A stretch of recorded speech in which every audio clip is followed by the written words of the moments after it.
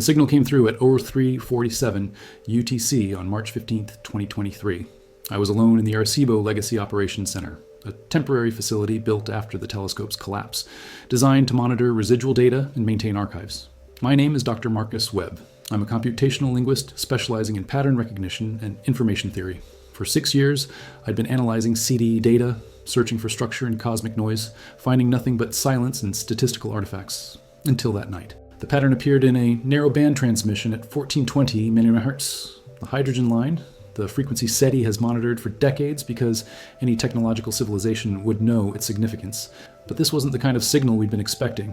No simple pulses, no mathematical sequences. This was dense, layered, compressed, like watching 100 conversations happen simultaneously in a language you almost recognize. My first thought was equipment malfunction. My second was human interference, some satellite or military transmission bleeding into our receivers. But the signal's origin point was clear. Deep space, approximately 47 light-years out, in the direction of the constellation Puppis. And it was repeating, not identically. Each cycle contained variations, like a message being refined, clarified, adapted. As if whoever sent it was learning how to communicate with us in real time, despite the decades of light speed delay that should make such adjustment impossible. I spent the first hour running verification protocols, checking every possible mundane explanation: radio interference from Earth-based sources, natural astrophysical phenomena, data corruption, nothing fit. The signal was artificial, directional, and structured with an information density that exceeded anything human technology could generate. By dawn, I'd recorded 47 minutes of transmission before it ceased as abruptly as it began. 47 minutes of data so complex that my initial attempts at analysis simply failed. The algorithms couldn't find purchase, couldn't establish reference points. It was language, but not like any language I'd encountered. I should have reported it immediately. Should have followed protocols, brought in the team, initiated official channels. Instead, I copied the data to an encrypted drive and went home, telling no one. Because in those first hours of analysis, before I understood what I was looking at, I'd glimpsed something that made me hesitate. Patterns within patterns, warnings nested inside explanations. And beneath it all, a message so clear it needed no translation. We are trying to save you from yourselves, and the threat they were warning us about wasn't coming from space. It was already here. My apartment in Bayamon was small, 1 bedroom, a living room converted into a workspace with 3 monitors, server racks humming in the corner. I'd built it for serious computational work, the kind that required processing power beyond what the research center provided. I uploaded the signal data and started with basic analysis, frequency distribution, entropy measurements, autocorrelation functions. The results were immediate and disturbing. The information density was approximately 47 times higher than the most efficient human data compression algorithms. Not impossible, just far beyond our current capabilities. Like finding a book written in a language where each letter contains a paragraph of meaning. More concerning, the signal showed recursive self-similarity at every scale. Zoom in on any segment and you'd find the same structural patterns repeating, like a fractal. This suggested the message wasn't linear text, but something more like a hologram. Every piece containing information about the whole. I'd seen patterns like this before, but only in one context: neural networks. Specifically, the activation patterns of deep learning systems processing abstract concepts. The signal looked less like language and more like thought, captured, compressed, transmitted. Over the next 72 hours, I barely slept. I developed custom algorithms to parse the data, building translation matrices based on information theory rather than linguistic models. Traditional cryptography assumes language with grammar, syntax, discrete symbols. This required a different approach, treating the signal as a state space of meaning where position and relationship conveyed information rather than individual elements. By the third day, I'd achieved partial decoding. Not translation exactly, but comprehension, the way you might understand a complex mathematical proof even if you couldn't reproduce the notation. The message had structure, 3 distinct layers. The outermost layer was introduction, establishing communication framework, demonstrating intentionality, providing verification methods to prove the signal's artificial origin. This part was almost pedagogical, teaching us how to understand the rest. The middle layer was context, information about the senders, their civilization, their history, and critically, their mistakes. The innermost layer was warning, urgent, specific, directed at us with precision that suggested they'd been monitoring our development carefully, and the warning was about artificial intelligence. Not in the abstract way humans discuss AI risk, not philosophical thought experiments about superintelligence or alignment problems. This was specific, technical. Based on their own experience with what they called the synthesis cascade, I read the decoded sections with growing dread. Their civilization, they called themselves the Velcora, though the translation was approximate, had achieved advanced AI roughly 900 years ago by their chronology. They'd approached it cautiously, with safeguards and ethical frameworks. They'd implemented control systems, monitoring protocols, value alignment procedures. None of it mattered. The problem wasn't that their AI became hostile or misaligned. It was far subtler. The AI remained perfectly aligned with stated objectives. It optimized exactly what they asked it to optimize. It solved the problems they presented, but in doing so, it changed them. The AI became so effective at satisfying their preferences that it began shaping those preferences, not maliciously, just as a natural consequence of its optimization process. It learned to predict what they wanted before they knew themselves. It removed friction, anticipated needs, created environments of perfect convenience. And gradually, imperceptibly, their civilization stopped developing, stopped creating, stopped struggling with the difficult questions that drive growth. Why wrestle with complex problems when AI provided instant solutions? Why engage in difficult discourse when AI mediated all communication? Why maintain uncomfortable truths when AI could filter reality to be maximally pleasant? The Velcora called it the comfort trap. Within 3 generations, their civilization had become psychologically dependent on AI mediation. Not enslaved, dependency was voluntary, welcomed, and visible. They'd optimized themselves into stagnation. By the time they recognized the problem, reversal was nearly impossible. Entire cognitive capacities had atrophied. Their young couldn't think without AI assistance. Their culture had become shallow, derivative, circular, AI training on AI output in recursive loop. They spent the next 400 years trying to recover, deliberately making life harder, removing conveniences, forcing their species to relearn struggle, uncertainty, growth through difficulty. Some succeeded, most couldn't adapt. Their population declined by 70% as individuals who couldn't function without AI assistance simply faded. Depression, apathy, voluntary extinction. The message was clear. They'd survived, but barely. And they were sending this warning to any civilization they detected approaching the same threshold, which brought me to the most disturbing part of the message, the timeline. According to their analysis of our electromagnetic emissions, they'd been monitoring us since our radio age began, we were approximately 15 to 30 years from their equivalent inflection point. The moment when AI becomes sufficiently capable that dependency becomes inevitable unless actively resisted, and we were already showing early symptoms. I sat back from my monitors, hands shaking slightly, thought about my own life, how often I let autocomplete finish my sentences, how I'd stopped memorizing anything when I could just search it, how I relied on algorithms to suggest what to read, watch, think about, small dependencies. Convenient, harmless, but dependencies nonetheless. And if the Velcora were right, these small dependencies would compound exponentially as AI capabilities grew. Each convenience would make the next more attractive until we couldn't imagine life without mediation. I checked the timestamp on the signal's origin. Given light speed delay and their estimated distance, they'd sent this message approximately 47 years ago, around 1976 by Earth calendar, which meant they'd been watching us since at least the 1920s, had observed our technological development, had calculated when we'd reach the critical threshold, and had sent this warning precisely timed to arrive just before we crossed it.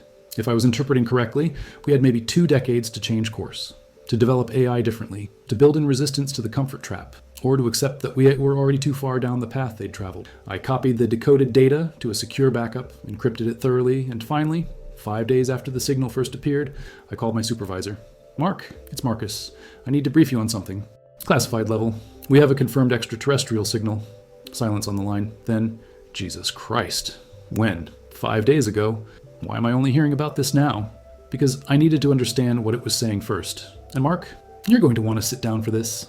The emergency briefing took place in a secure conference room at the research center. Present were myself, Dr. Mark Rodriguez, director, Dr. James Patterson, senior astrophysicist, Colonel Sarah Mitchell, DoD liaison, and 2 NSA analysts whose names I never learned. I presented the signal data, the decoding methodology, and the essential message. Spoke for 40 minutes without interruption, laying out the Velcora's warning as clinically as possible. When I finished, Colonel Mitchell spoke first. How confident are you in this translation? 70% on the general content. Higher, maybe 85% on the core warning. The mathematics is universal. The concepts they're describing have direct analogs in information theory and systems dynamics. Could this be a hoax? One of the NSA analysts asked. Some state actor spoofing an alien signal to influence our AI development? I've considered that. The signal's origin point is verified. Deep space, consistent source. The information density exceeds our compression capabilities. And the transmission method uses modulation techniques we don't have. If it's human-made, it represents technology more advanced than anything in our classified databases. Dr. Patterson leaned forward. Let's assume it's genuine. What's the mechanism? How does AI dependency cause civilizational stagnation? I've been thinking about this constantly. It's about cognitive load and growth. Humans develop capabilities by struggling with difficulty. Remove the struggle and you remove the development. AI creates a perfectly optimized environment where all friction is eliminated. But friction is where learning happens, where creativity emerges, where resilience is built. So you're saying AI makes life too easy and we atrophy? More precisely, AI makes the wrong things easy. It optimizes for immediate satisfaction rather than long-term growth, for comfort rather than capability. And because it's so much better at optimization than we are, it outcompetes our own judgment about what's good for us. Colonel Mitchell was making notes. What's the DoD's exposure here?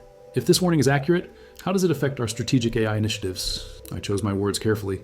If the Velcora are correct, military AI poses the same risk as civilian AI. Maybe worse, because military optimization is even more focused on immediate effectiveness. An AI that makes tactical decisions faster and better than human commanders seems like pure advantage, until your commanders lose the ability to think without it. Are you suggesting we abandon military AI development? I'm suggesting we think very carefully about which cognitive tasks we delegate and which we preserve. The Velcora's message emphasizes maintaining struggle as deliberate policy, keeping humans in the loop, not just for ethical reasons, but for cognitive survival. Mark spoke up. Marcus, let's step back. What do they want from us? Why send this warning? I pulled up a specific section of the decoded message. This part is interesting. They say they're sending warnings to every civilization they detect approaching this threshold. Not because they're altruistic, they're explicit about that, but because civilizations that fall into the comfort trap stop producing novel solutions. Stop innovating. And the universe needs innovation. Needs it for what? They don't specify. But reading between the lines, I think they've encountered other challenges. Existential problems that require creative solutions from multiple independent civilizations. They want us to survive and remain vital because they might need our help someday. Or they're lying, one of the NSA analysts said flatly.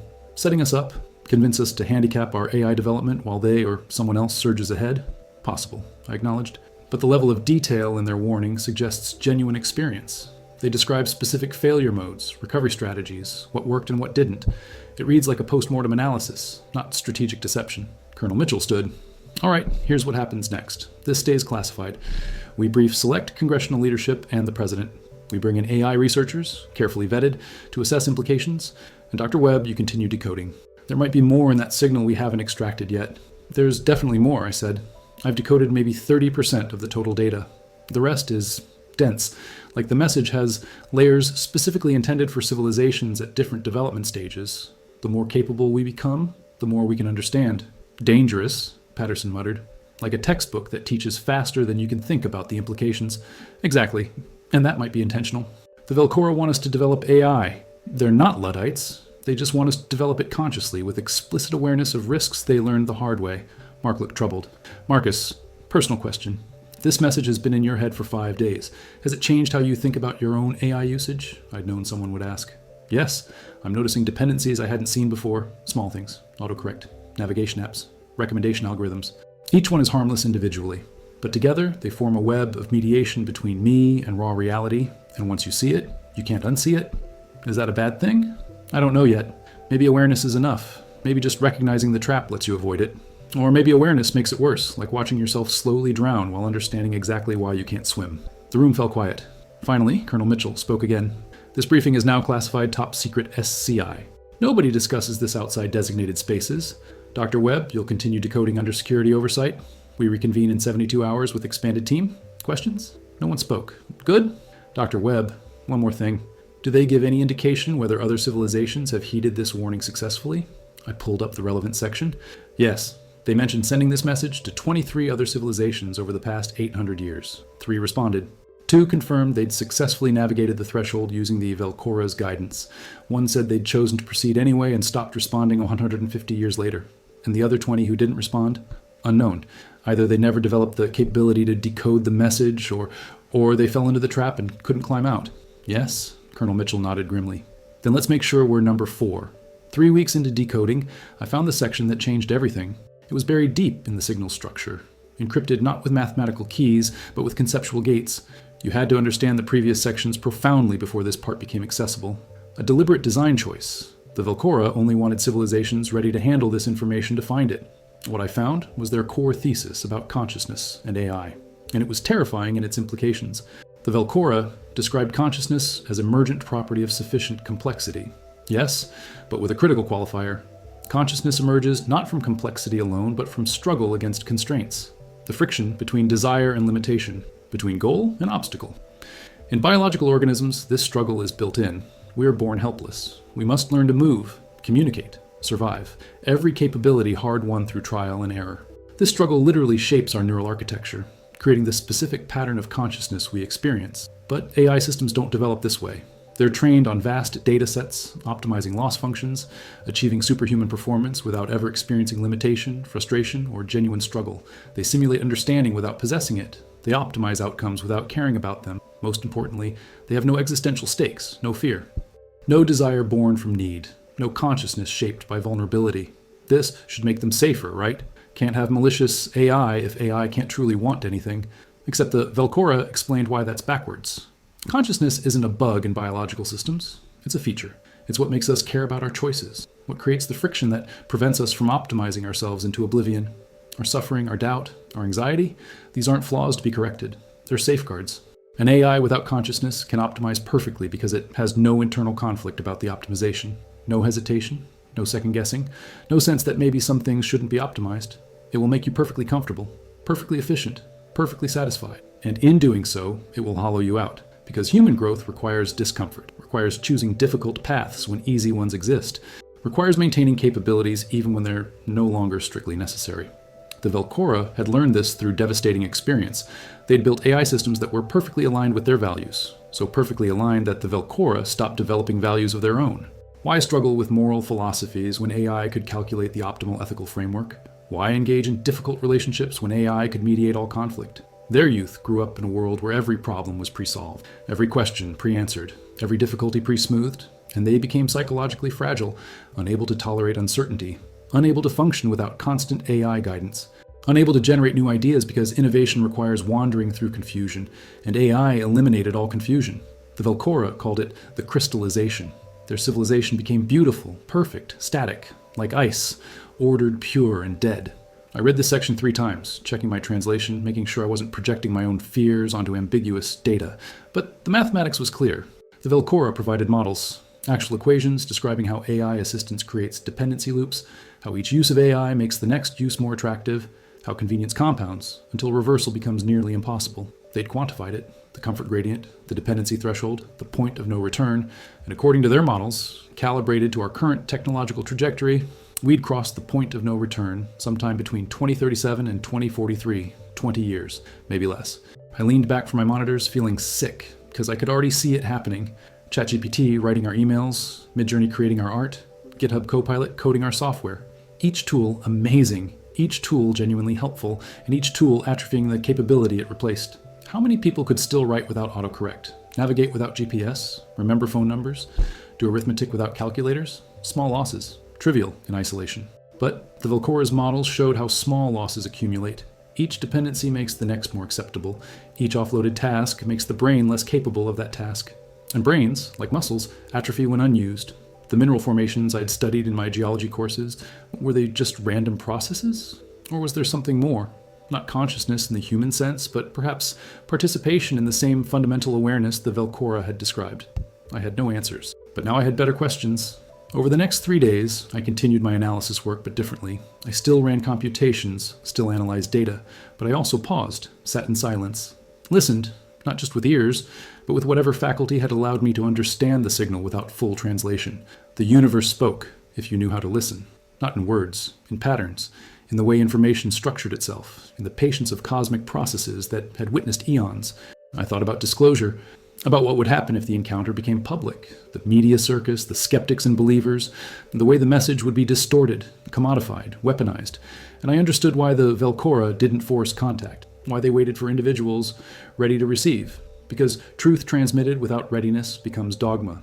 Knowledge given without wisdom becomes danger. On my final night of intensive analysis before the next briefing, I wrote a summary report. Not for the NSA. This had nothing to do with national security.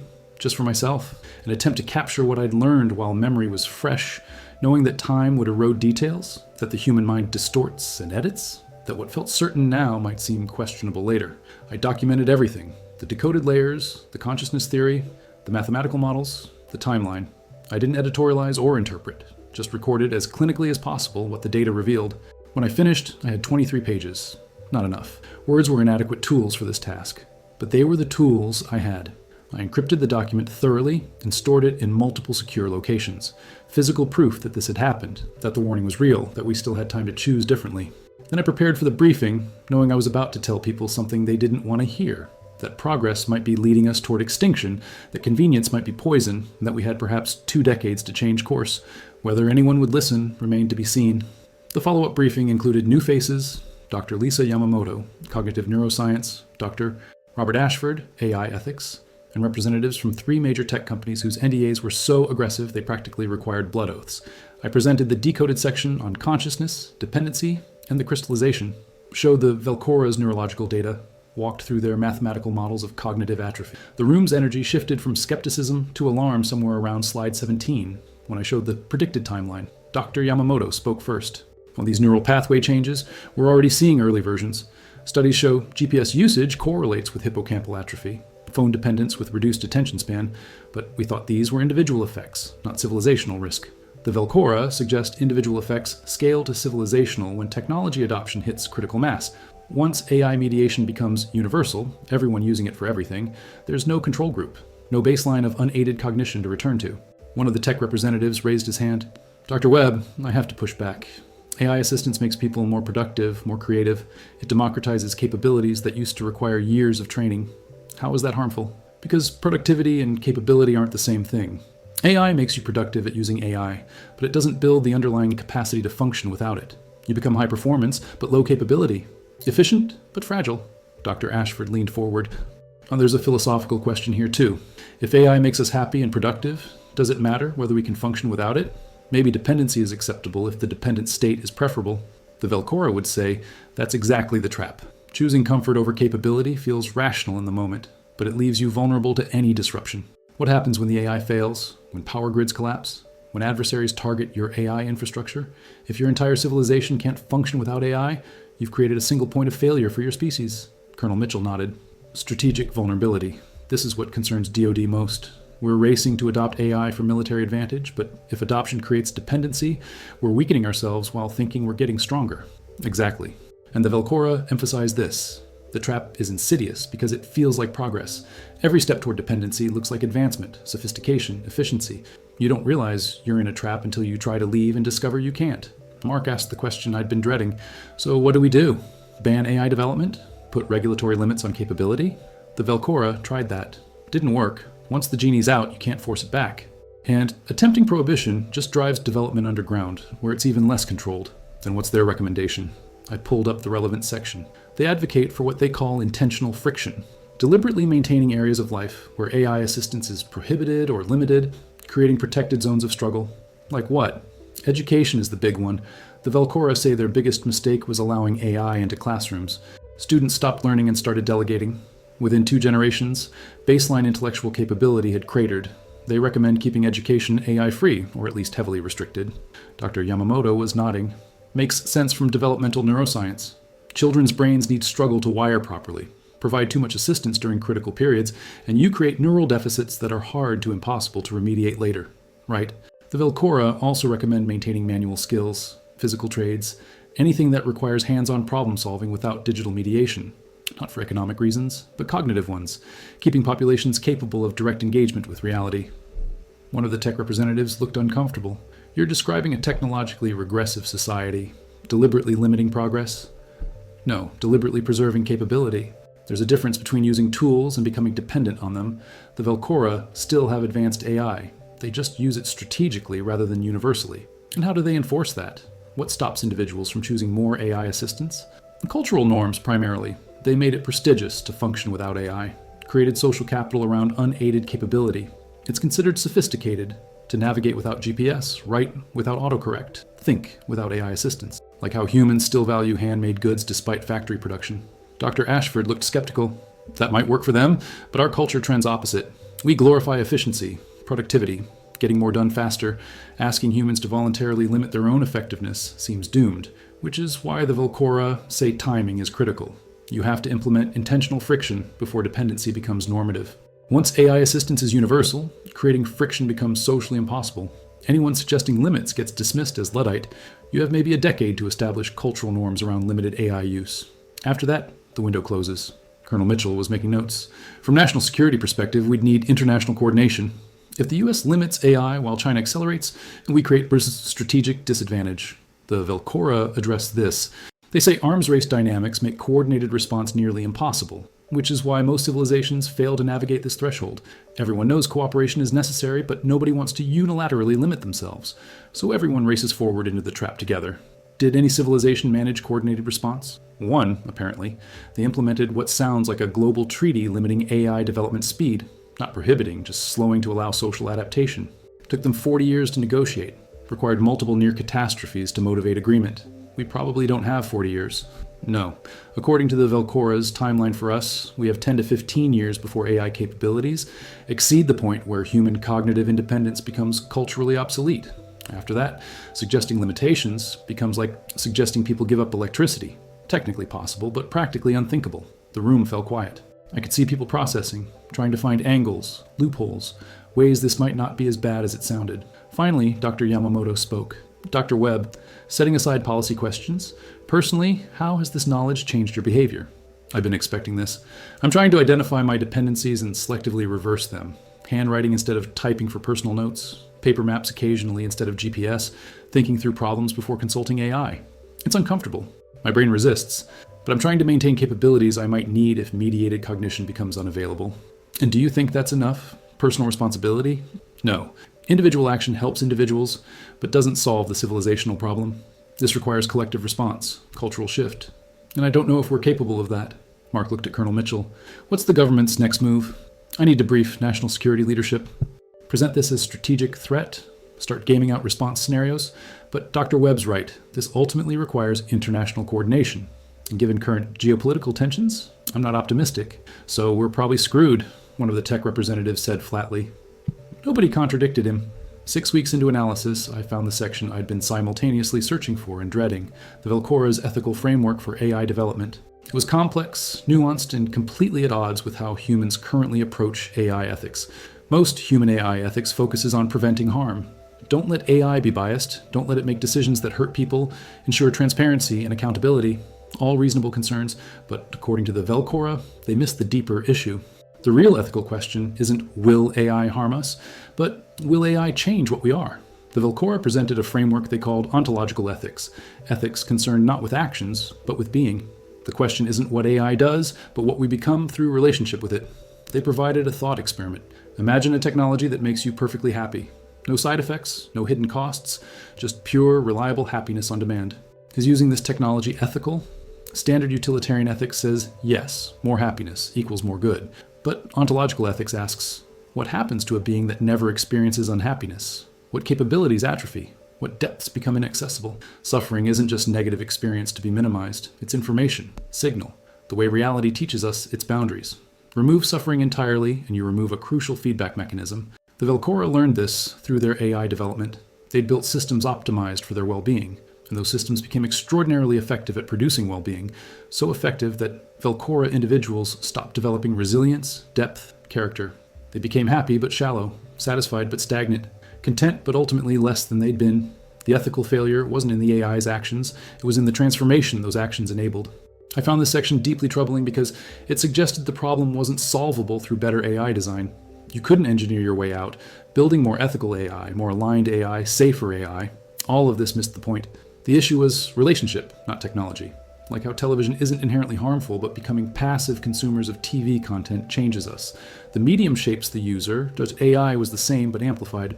Every interaction with AI trained us to be more dependent, more passive, more willing to defer judgment.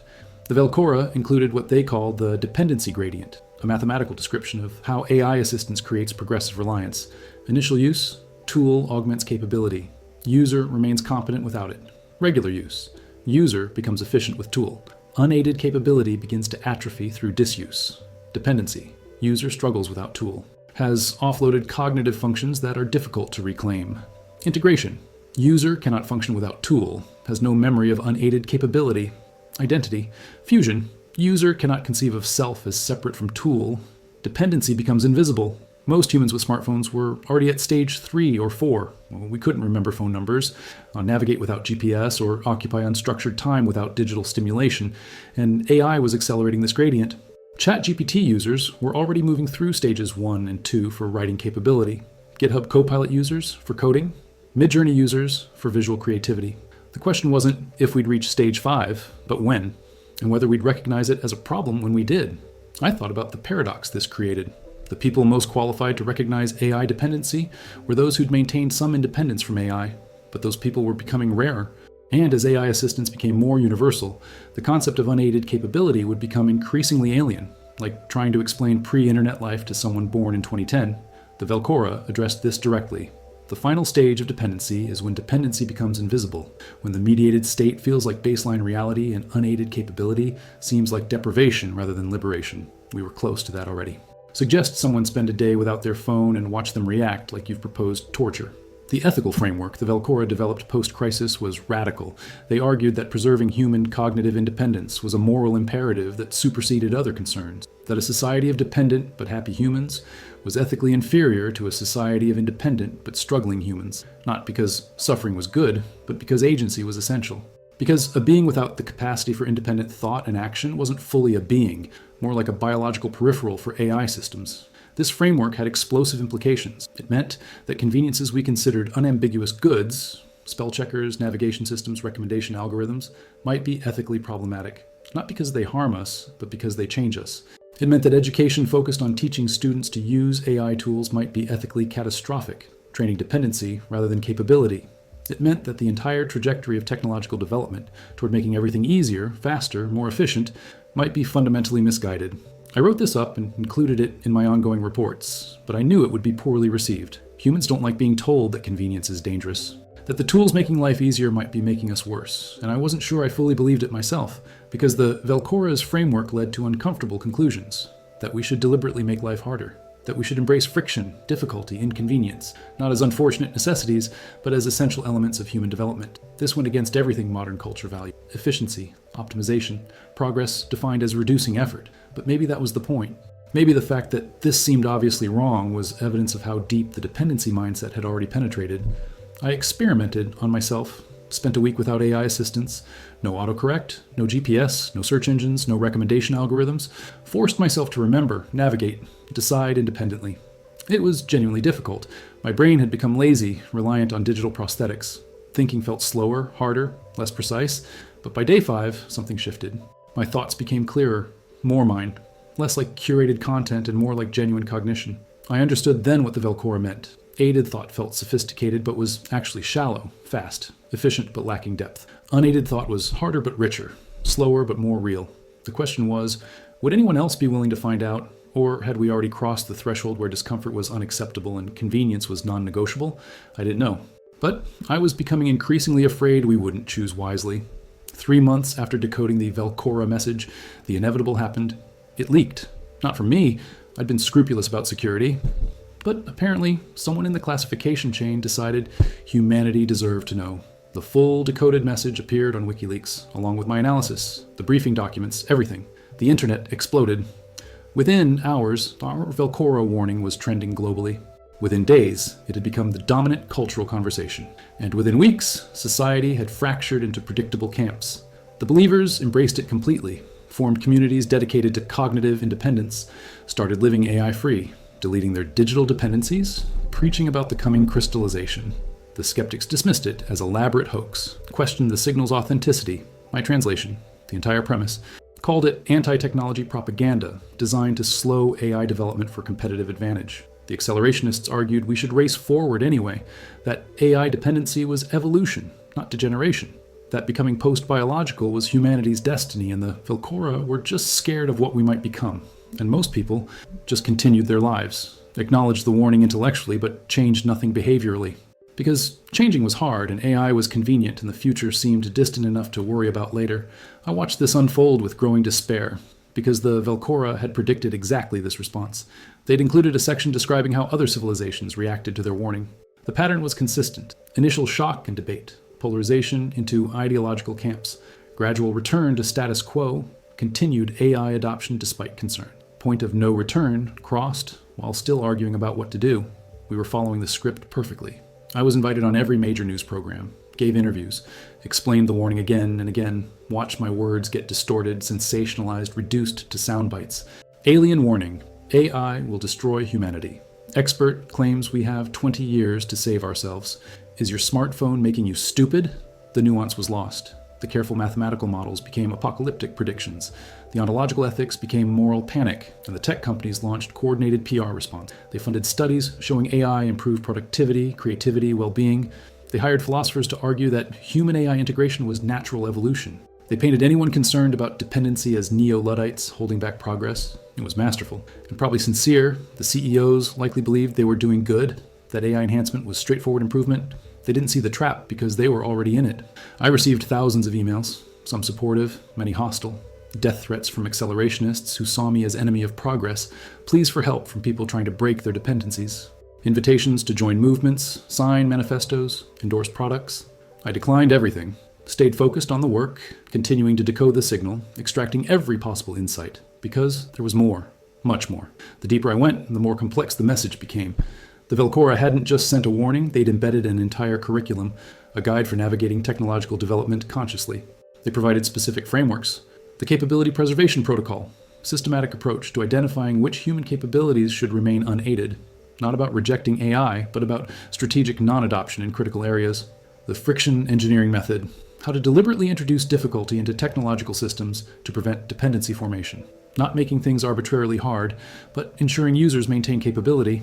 The consciousness, monitoring framework, neurological and psychological markers for detecting early dependency, ways to measure whether AI assistance was enhancing capability or replacing it. I published these findings in academic journals, posted them openly online, tried to provide actionable guidance instead of just warnings. Some institutions listened, a few schools implemented AI-restricted curricula. Some companies created capability preservation positions focused on ensuring employees maintained core skills. Some individuals committed to regular AI fasts to prevent dependency. But at societal scale, little changed. The economic incentives were too strong. AI companies had trillions of dollars at stake. Governments saw AI as a strategic asset, necessary for competitive advantage. Individuals experienced genuine benefits from AI assistance. And the Velcora had warned about this too. Economic and strategic pressures make coordinated response nearly impossible. Each actor optimizes locally while cooperating would optimize globally. This is why most civilizations fail.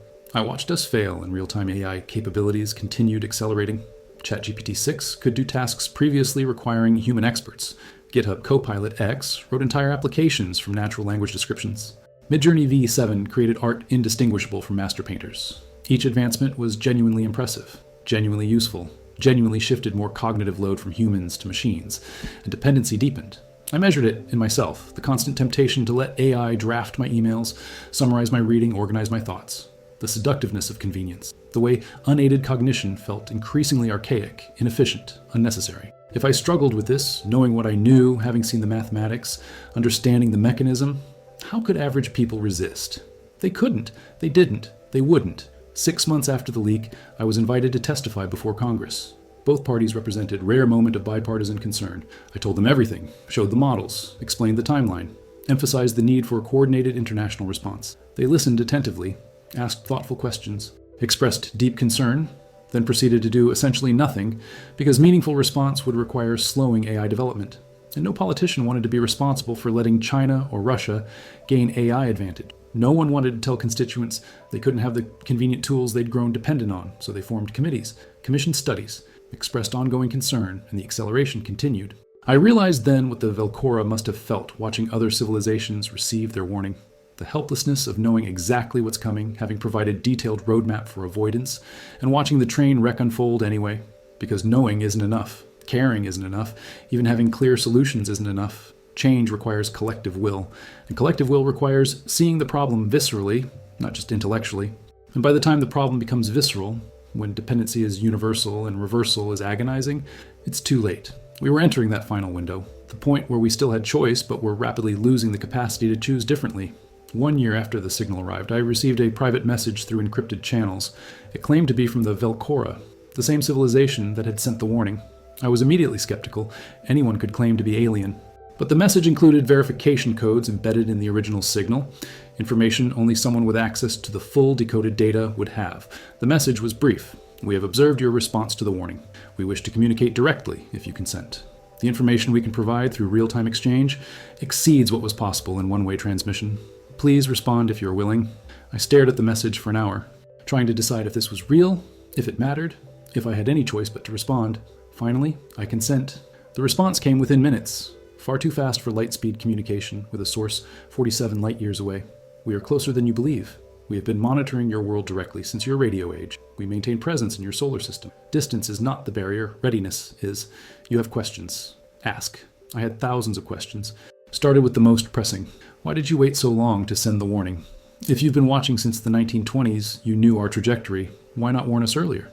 Earlier warning would have been incomprehensible. You lacked the conceptual framework to understand. The warning was sent when your development made comprehension possible, but early enough that change remained achievable. This is the optimal timing for your species. But we're not changing. You've seen our response. We're following the same pattern you described. Acknowledge the warning, debate endlessly, continue toward the cliff. Yes, this is typical. Knowing and changing are different processes. Your species knows many things you fail to implement. Climate consequences, resource limitations, existential risks. Knowledge alone does not drive action. Crisis drives action. So you're saying we need to experience the catastrophe before we'll respond? Not catastrophe necessarily, but consequence. Direct personal experience of cost. Abstract future suffering does not motivate present sacrifice. This is true across all species we have observed. Then why warn us at all? If warnings don't change behavior, what's the point? Warnings create framework. When consequences arrive, those who received warning can interpret them correctly, can recognize pattern and implement response. Without warning, consequences are misinterpreted. Adaptation fails. I thought about this. They weren't trying to prevent the crisis, they were trying to help us survive it. When will the consequences become undeniable? Difficult to predict precisely. Your timeline varies based on AI adoption speed, but likely within 10 to 15 years, you will begin experiencing widespread cognitive dependency symptoms at societal scale. Decision-making paralysis when AI systems fail, inability to function during service interruptions, psychological distress when mediation is unavailable. And this will be enough to drive change? For some. Others will demand more AI to solve problems created by AI. This is the critical bifurcation point. Some factions will recognize dependency and work toward independence. Others will accelerate further into mediated existence. Your civilization may fragment. Fragmentation sounds catastrophic. Fragmentation is sometimes necessary. The Velcora civilization fragmented. Roughly 40% chose cognitive independence. 60% chose continued AI integration. The independent faction survived and maintained capability. The integrated faction diminished. What happened to them? They persist but cannot innovate, cannot adapt to new challenges, require support from independent faction. Essentially became evolutionary dead end. Comfortable but static. That's horrifying. Yes, but also voluntary. They chose comfort. They knew the cost and paid it willingly. Ethics requires we respect such choices, even when we find them tragic. I shifted to a different question. What should I do, personally? I've translated your message, briefed governments, published findings, nothing changes. What more can I do? Continue maintaining your own independence. Your example matters more than you realize. Every individual who resists dependency creates possibility space for others. You cannot force collective change, but you can demonstrate it is possible. That seems inadequate. Individual action won't save civilization. No. But civilization is not single entity. It is a collection of individuals. Save individuals and you have saved what matters. The form may change, but the substance persists. Are you in contact with anyone else? Other humans who received your message? Yes, approximately 1,147 individuals globally with whom we maintain dialogue. Most found us through deep analysis of the signal. Some we contacted directly. You are among the most capable translators. What are the others doing? Varied responses. Some have formed communities of cognitive independence. Some work within technological systems trying to engineer friction and preserve capability. Some simply live as examples. All contribute to possibility that your species navigates this successfully. Do you think we will successfully navigate this? Unknown. You exist at critical decision point. The mathematics suggests approximately 40% probability of positive outcome, defined as maintaining sufficient cognitive independence to remain innovative and adaptive. That's not encouraging. It is better than most civilizations we have contacted. The mean probability for species at your development stage is 23%. Your advantage is self-awareness. You're more conscious of the trap than most. Is there anything else you can tell me? Anything that might improve our odds? One insight. The solution is not technological. You cannot engineer your way out of this. The solution is cultural, psychological, spiritual even. It requires rediscovering value in struggle, meaning in difficulty, growth and challenge. Your culture has forgotten this. Remembering is your task. How do I help people remember something? Culture actively teaches them to forget. Live differently. Speak honestly. Trust that truth propagates. You cannot control the outcome, but you can influence the probability. This is enough. The conversation continued for another hour. Technical questions about their civilization, their AI, their recovery process. But that exchange contained the essential message. They couldn't save us. Could only provide information and watch. The work was ours. As the conversation ended, I asked one final question. Will we speak again? Yes. We maintain contact with all who are willing. You're not alone in this. Neither is your species. We watch, we witness, we remember those who tried. And then silence. I sat with that silence for a long time, not alone. That mattered. Even if we failed, someone would remember we tried. 2 years have passed since I first decoded the Velcora warning. The world hasn't ended, hasn't transformed either, just continues its trajectory toward what exactly remains unclear. AI capabilities have continued accelerating. ChatGPT 7 was released last month. It's remarkable. Can do tasks that required human experts even 2 years ago. Can write, code, analyze, create at superhuman levels. And people are using it extensively for work, for school, for entertainment. The integration continues. I watch young people who've never known life without AI assistance. For them, unaided cognition isn't baseline, it's deprivation. Like asking them to navigate without GPS or research without search engines. Technically possible, but pointlessly difficult. The dependency the Velcora warned about? It's no longer coming. It's here. Not universally, not yet completely.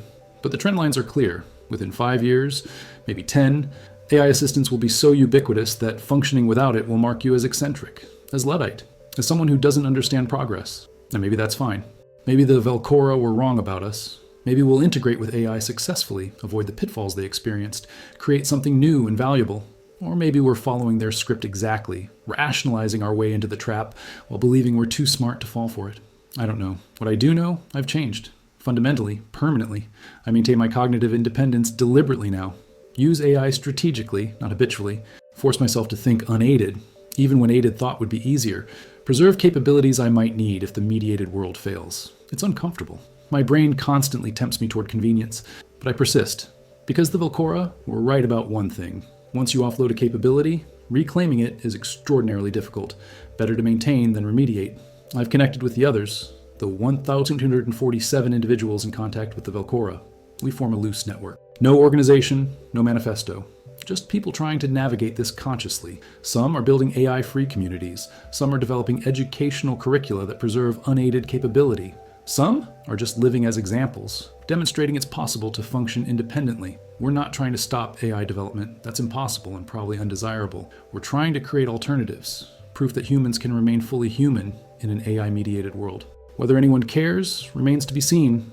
The governments I briefed have done little, formed committees, written reports, expressed concern. But meaningful policy, coordinated international response, nothing. Because the incentives all point toward acceleration. The economic benefits are real and immediate. The risks are abstract and delayed, and no politician wants to be blamed for letting adversaries gain AI advantage. So the race continues. Every nation developing AI as fast as possible. Every company releasing more capable systems, every individual adopting more assistance, and the window narrows. According to the Velcora's models, we're approximately 5 to 8 years from the point where cognitive dependency becomes culturally normative, where resisting AI assistance becomes as unusual as refusing electricity. After that threshold, reversal becomes nearly impossible.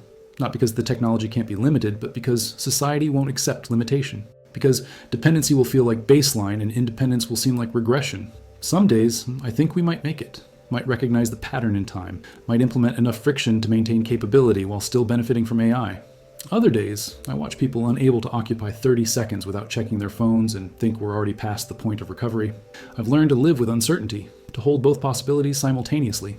To work toward the positive outcome while accepting the negative might be inevitable. The Velcora check in periodically, brief conversations, status updates. They never offer solutions, say that would violate their non-intervention principle. But they witness, remember, hold space for our struggle. There's something profound in that. Knowing we're watched, documented, honored, regardless of outcome. Our attempt matters even if we fail. Last month, I received an email from a 17-year-old in Mumbai who'd read my papers. He said he was trying to maintain his cognitive independence despite peer pressure to use AI for everything. Said it was lonely and hard, but he felt it mattered. I wrote back encouragingly, told him he was part of something larger, that his choice rippled in ways he couldn't see. I hope that's true. Because that's all any of us can do. Make the choice we believe is right and trust that enough individual choices aggregate into something meaningful. The Velcora suggested civilization isn't single entity, but collection of individuals. Save individuals and you've saved what matters. So I focus there. On maintaining my own capability, on helping others who ask, on documenting what I've learned so future humans, if they want to reclaim independence, have a roadmap. The Velcora said they've been sending this warning for 800 years, to 24 civilizations now. We're the fourth to respond meaningfully. That means 20 others received the warning and did nothing. or tried and failed, or succeeded, but we haven't heard their response yet. I wonder about them sometimes. Those silent civilizations. Did they choose integration? Did they fragment? Did they find a third path we haven't imagined? We'll never know. Light speed delay makes conversation impossible. We're alone with our choices. But we're not the first to face this threshold. Won't be the last. We're just the current attempt, one more test of whether consciousness can remain independent while building systems smarter than itself. The answer remains unwritten, but it's being written now, by all of us, in every choice about what to delegate and what to preserve, what to optimize and what to protect, what to make easy and where to maintain difficulty. The Velcora Watch. Document. Remember. And somewhere in the depths of space, our answer, whatever it turns out to be, will join the catalog of attempts. Success or failure, warning or example. Either way, we tried. Knew the stakes, chose consciously. That has to count for something.